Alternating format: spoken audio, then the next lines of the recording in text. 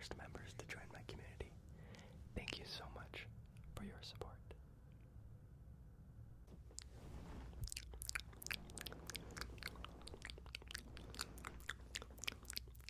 Hello guys, hello. Hello, how are you doing? I hope you're doing well. I hope you're doing well. Hello. Guys, guess what? I just learned how to get my camera setting to where it doesn't autofocus on my finger, I believe. Yeah, look at that. So now no more blurry, annoying things when that happens, so that's exciting. So I just think that's fun. I learned how to do that. Maybe I'll just do some hand movements then for that, to celebrate me learning how to use my camera correctly after owning it for, I mean, how old was I when I got it? I was in 8th grade, which in 8th grade is at 13, yeah.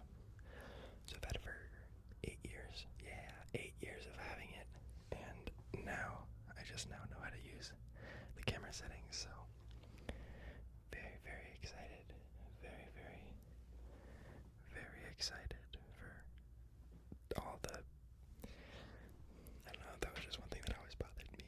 I didn't like that, so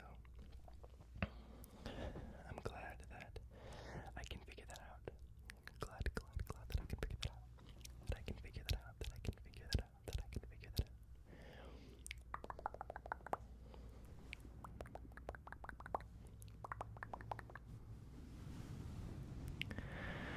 I know I've been just throwing roleplay videos at you guys. I hope you've enjoyed. I wanted to do a bit of a roleplay May. Just to kind of see if there's a difference and stuff, but yeah, I'm just testing out some things, you know, so it's pretty enjoyable. And fun fact, I have a membership now. I've been wanting to do it for a while, finally got it to happen, pretty awesome. And on the membership, everyone who has joined has said, well, everyone, 2 people, I have 2 members right now. I love them, they're amazing. And they have told me so far that they prefer to see roleplays in ASMR videos than like trigger videos. So I was maybe thinking about, you know what, I usually only do 1 roleplay every 4 videos or something, so maybe I can kick it up a notch and see how my worth ethic changes and stuff like that, because roleplays I always gotta do a little bit more. I try to give a little more attention, so that it's like a smooth roleplay. There's not a lot of cuts. There's, you know, a little bit of comedy in there, a little bit of fun, and a little jokey time. We love jokey time, jokey time, jokey time, jokey time, jokey time, jokey time, jokey time. We love jokey time, so, and then I try to have, like, sometimes interesting background stuff, things, change it up, so it feels like it's a different roleplay. But, like, on my last roleplay, I literally had to I bought $10 worth of yogurt for you guys, so I expect the reimbursement coming at some point. My tax refund got rejected. They said all the things that I put on my taxes for some reason didn't have anything to do with this, and so I don't know why they would do that. I put it all in one video, so whatever. But yeah, so I've just been doing more roleplays, I know, and so I thought let's split it up. Let's do a nice little up close whispered ramble, whispered ramble from ear to ear, ear to ear, from ear to ear, and maybe be a little more intentional with the ASMR triggers, right? So I have some things I want to talk about actually. This sign got a lot of attention, and there was like, I was surprised at how many comments. There was like, I feel like there was 4 or 5 people who all were like, why do you even have that sign? You need to explain that sign. So that was kind of fun. I didn't expect that.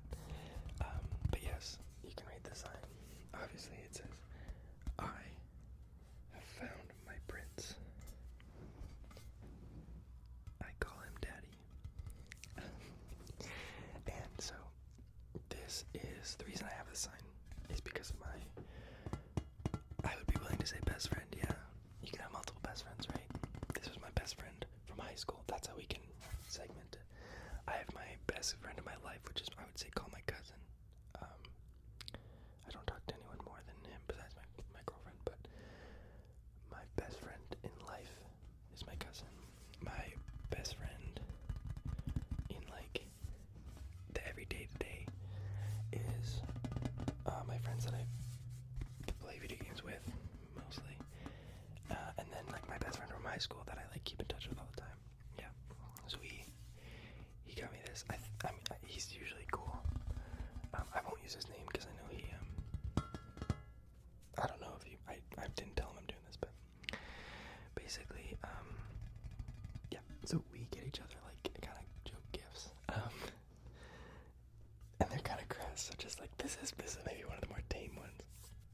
He loves getting joke gifts for people. The thing is, there's not a lot of people that enjoy receiving joke gifts, so, except, not to put me on a pedestal, but I love them. Me and Katie love them. Like, when we move, this is gonna go in our bathroom, and it's gonna be right above, like, the towel hanger or something like that. I don't know. And so, basically, that's all it is. He just got me a gift. I think it was I don't remember if it was a birthday gift or a going away gift from moving, but we love giving each other joke gifts. What was that? I gave him a book. So I gave him a book. I'm not gonna say it because of, I don't know how the freaking YouTube algorithm works and how, like, it hears words. I don't think it's a word I'm allowed to say, but I'll just show you on screen. It's pretty funny.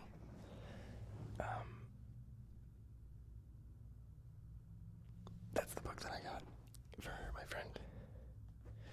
And, he keeps his as, like, one of the books on top of, like, the toilet to read while you go to the bathroom, so that's pretty fun, and I got that to him, for him, and, that was my birthday gift for him. He gave someone, this one's funny, he gave someone, the first time I ever saw him do this, he gave one of our friends in high school a candle, like, a really, really big candle, that was the shape of a penis. And the reason why it's so funny to me is because that friend hated it so much. I was there when he gave it to him, and he was, like, so mad because I don't know. So it made me want to be like, no, I'm gonna accept these gifts. This is fun. I would love that candle. That candle, if someone sees that in my home, that candle would totally be like, that's something to talk about. But that guy ended up throwing the candle away. So, yeah, so I don't think he does it really to many people. We love doing it for each other, so that's why I have this sign, yeah. A good thing too, and I don't know if this is, like, necessarily true, I haven't really thought about it, but I feel like funny signs like this are only really funny if other people get them, you know? Like, I feel like unless it's a really outrageous sort of sign or sort of art piece, like, I think it takes away from the joke if you buy it yourself because you think it's funny, and then you put it somewhere for everyone to see, you know? Rather than someone else gets you it, and you think it's funny, so then you put it up. It's like, it has a little more of, like, a fun-loving kind of nature to it, I feel like, where it kind of shows that, oh, you're a fun person because someone can give you this and you can think it's cool and then parade it around for everyone else, rather than, like, you think you're so funny that you order these things on Amazon just to make people laugh and, like, you know what I mean? Maybe I'm being pretentious. Maybe that's not true at all, I don't know. But I think it's more fun to tell people, yeah, one of my friends in high school gave me this, and I love it, you know? And this segues into something I also wanted to ramble about. I wasn't going to ramble about in this video. I have a video coming up that I'm just going to tell you a lot of short stories of really fun times of my year doing stand-up. Last year when I was, like, super doing a lot, I have so many interesting things that I think would be really fun to talk about, so I'm going to make a video about it. But one thing I wanted to say is that it's similar to this idea. I don't know if you've ever had this, okay? Where someone says something to you, okay? Someone says something to you. Where, what am I saying? You say something funny to someone, okay? You say something funny, makes the person laugh, and then you've gotten the response. Oh my gosh, you're so funny, you should do stand-up. You're so funny, you should do stand-up. You're so funny, you should do stand-up, okay? Now, I have no problem. I think this is good intentions when people say this. And maybe I am pretentious, okay? That might be true. I might be pretentious on this part. But I think when people say that, they are misinformed, right? A little bit, because here's the thing. I think, and this is so nitpicky, and it's so dumb, and I'm so annoying for this, I'm sorry. Yes, the person's funny. But like stand-up comedy is so freaking difficult in the sense of, like, if you write down something that's funny, right? Say you write down something that's funny, because that's what you're supposed to do as a comedian, right? And then you tell that joke on stage, right? Because everyone knows that you wrote that down. You wrote that down in a piece of paper. You wrote it down on a piece of paper. You wrote that down. And then you proceed to look at it for a couple days, decide it's good enough, and then you go up on stage and say that joke. People are judging it so much harder, because if it's not funny, they're gonna be like, really? You wrote that down, you toyed with it for a couple days, brought it up here, and thought it was funny enough that we were gonna laugh? No way. That's insane. It is so difficult to get past that point, because that's the thing. You have to write things that are so funny that people who don't know anything about you are gonna see you and be like, you're just a funny person, so you telling me this is funny, you know what I mean? Versus like, and it's hard too, because at least I didn't go much higher than, open mic stuff. I had a couple gigs and they were really awesome, and I had a really good time at those gigs, but the open mic especially, everyone's comedians, like, so they're all judging each other so harshly. There's very rarely, like, the nights you want are when there's like 3 girls that are just like wasted because they'll laugh at the things that are funny, and then they'll heckle the people that aren't funny, and it's just like, it's way more fun and engaging. Anyways, not the point. I know it's pretentious, guys, I'm sorry, but like, being able to make someone laugh does not mean you'll be good at stand-up, okay? What it does mean is that you could be really good at improv, and that's what I want to say. Like, colloquially, I feel like it should change to be like, oh my gosh, you're funny, you should do improv. The thing is, though, it's kind of the opposite, where people think improv is really difficult, and I would say, comparatively, improv is so much easier, and honestly, so much more fun in the grand scheme of things. The reason people think it's so much harder is because they think that what you have to do is just, everything you say has to be funny and it has to be off the cuff, and you can't say the same thing twice, right? That's why people think improv is hard. But when you do it, I did it for 3 years. I did it for 3 years, and in like high school, I was like in a comedy master's class that did improv every Sunday. Awesome. Just want to brag about my credits, guys. Yeah, it was amazing. But anyways, the thing that you kind of realize in it is that actually it's a lot easier to be funny in improv, because everyone knows that you're just saying it off the cuff, so your jokes don't have to be that funny. Plus, usually, like, if you're doing improv right, you're not trying to be funny. Like, genuinely, if you're doing improv right, you're just trying to act out a scene with your people. What makes improv funny is like the yes and thing, where anything someone thinks of, you just go with it. So you just think, well, the first thing that comes to your mind is usually kind of outrageous. So then, but you just gotta go with it. Usually the situations that happen are funny, and then when you get those one-liners or just like those zingers that really stick, it's never like, it's super easy. It's presented to you. It's just handed to you on a platter. It's never like, oh my gosh, I could have said something super hilarious right there and I just missed it and I went bubblegum, the situation is funny. The characters you create are just like funny, goofy people.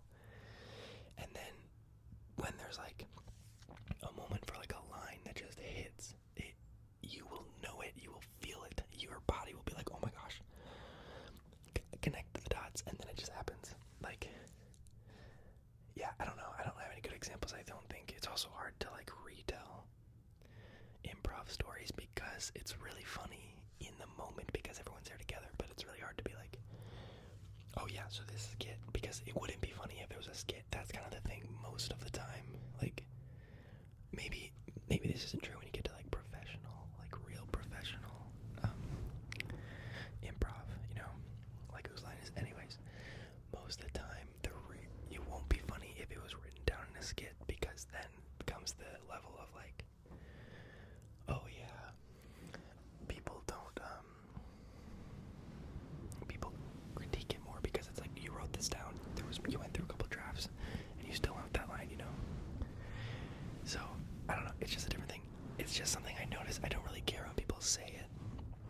I used to care because I used to be like, I'm gonna be a stand-up comedian, and when people say that to someone else who's not even tried it, it's like, oh, it's so insulting. I used to be like that. I'm not that. I don't think I'm like that anymore. Maybe I am. But I just think it's interesting that it is a different thing. I just think it's interesting because that's what's so hard about stand-up. And you feel it the first time you go up. It's like, oh my gosh, I wrote all these jokes down, but none of these people know who I am. So they're not gonna like be rooting for me to be funny. And my jokes suck. that's what it is. So, and this is just a personal thing, but I think the best stand-up comedians for me, like my favorite, are the ones that look like they're just telling stories, but then the way they tell stories is what's funny. I'm trying to think of ones that I really, really like. Like, observational comedy is funny too. Like Jerry Seinfeld, of course, classic, but I just think I prefer the more storytelling-like stuff. Like Bill Burr talks about his life. He's kind of hit or miss for me, but I think he's fantastic, but that's just kind of the style I mean. Pete Davidson talks about his life, also hit or miss. Ellen DeGeneres, actually, I know she's kind of controversial like person, but her special, I think, is my favorite special on Netflix. She talks about her life, and I think it's hilarious. Trying to think of other comedians that are like that. I don't know, but I'll talk about it more in my like kind of comedy video I'll talk about later. But yeah, I don't know. It's just interesting.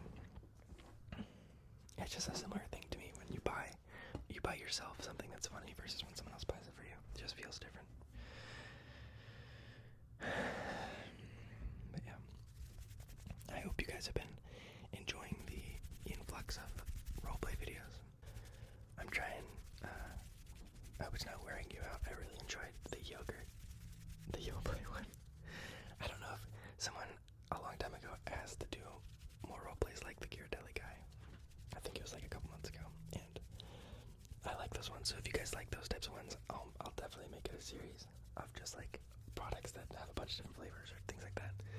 And I'll try to, keep up with the alliteration, I promise. I think if you watched it, there was a moment that was really crazy for me. If you watched it, you'll know this moment where I smelled the key lime pie yogurt. And I don't know if it looks real or not in the video, but I was taken back to being 4 years old in that video, in that moment, because I was like, what is this smell? Key lime yogurt, like this is weirdly nostalgic for me. I don't know if it seemed like a bit, but that was 100% real, because I was like, what is going on? I was like getting emotional. It was really weird. And basically I called one of my siblings. I called my brother, and we were just talking about different things, but I was like, dude, do you have any sort of thing in your brain, like, do you remember, is it key lime pie yogurt at all like influential in your life, or at all like special to you? I don't know. I was like, is this a big part of your childhood at all? And he was like, dude, yes.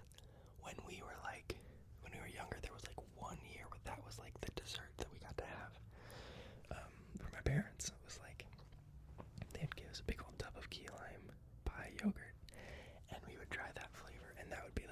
dessert for a year. It was like the treat that we got when I was really, really young, and I was like, that's insane. It was funny because I didn't remember it, so if it only happened for a year, that makes sense, but the smell, I remembered, which is, it was such a weird feeling to smell something like that and be like taken back, but then you just, oh man, it was so weird. I feel like I need to be like tapping something. I'm afraid that just talking is getting boring and not enjoyable for ASMR.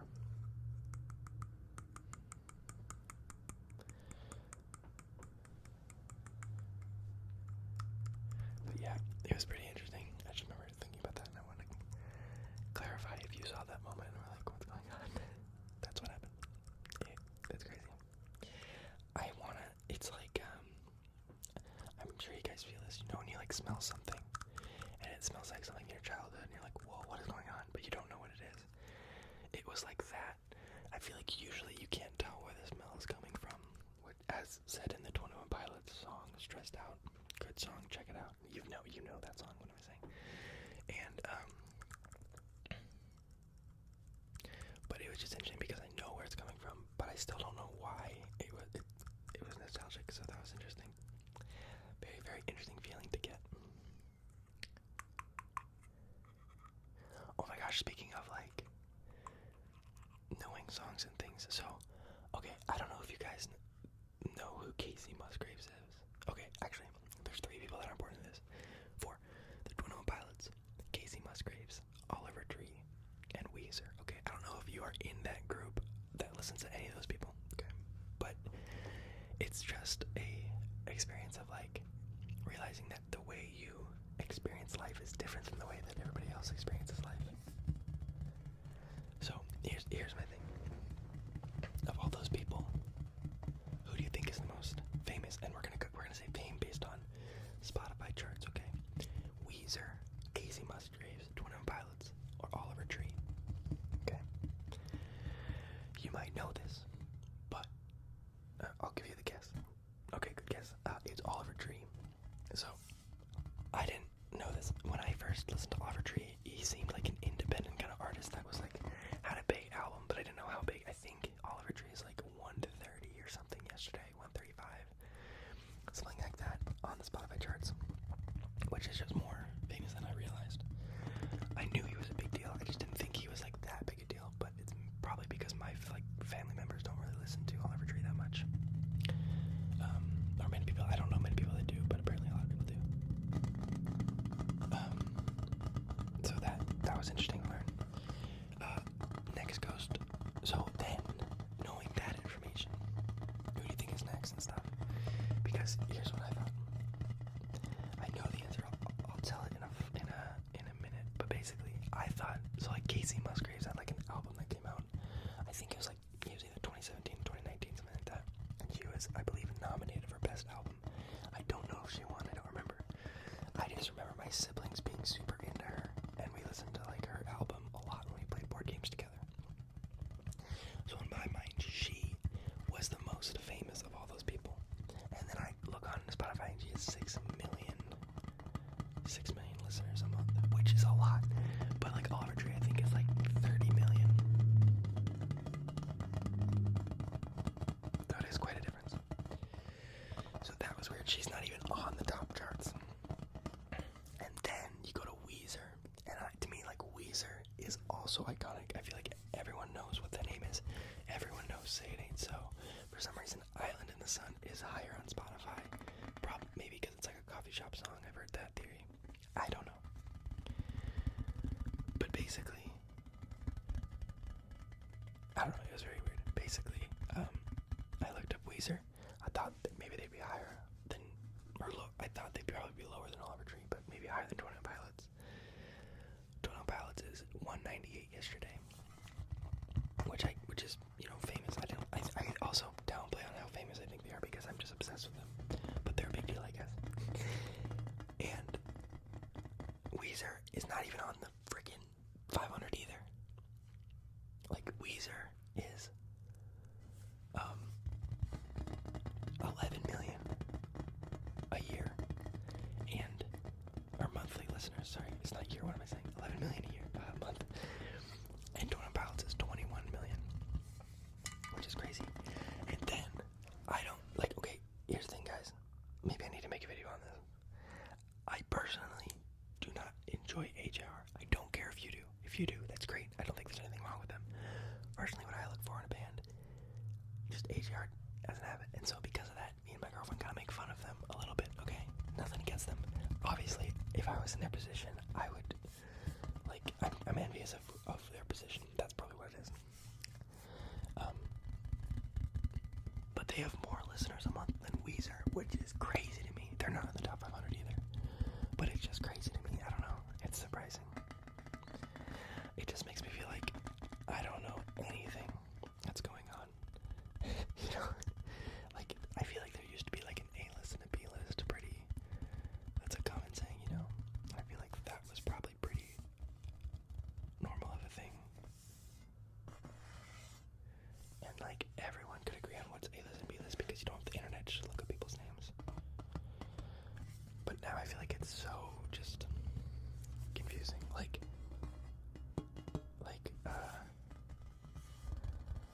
I forgot who it was, but someone was arguing with me about like if Billie Eilish was A-list, because they don't listen to Billie Eilish. And then it was interesting. I don't remember how it was like. I'm trying to remember how it went. But basically, I was like, she's like constantly top 20 on Spotify. I think she's A-list. I think that's a good marker of it. But I don't know.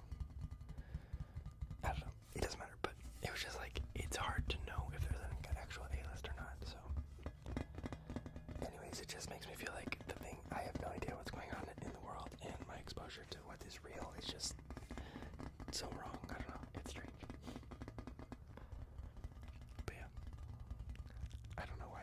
I just think it's interesting. So, but yeah. Okay, last thing I want to talk about before I'm done up close whispering rambling is the membership. Guys, if you want to join my membership, and if you're listening to this point, then I feel like you might be the target audience that would. I'm going to start doing a lot more stuff with my membership folks. Personal videos monthly, things like that. The smallest tier is $2 a month, where you get access to, like, you'll get access to polls, and you'll get access to the exclusive chat and things like that, and like some emojis that I'm going to start putting up and special recognition. You'll be on the beginning of each video. But that's kind of where it ends. $5 a month and $10 a month get special perks where they get exclusive videos, they get to request specific triggers in a monthly video, things like that. So I will do a monthly name reading, I believe. Well, you know, once I get more than 2 names, it'd be a 30-second video if I just do names. That each tier will be a part of, and that will be for every tier. But yeah, so we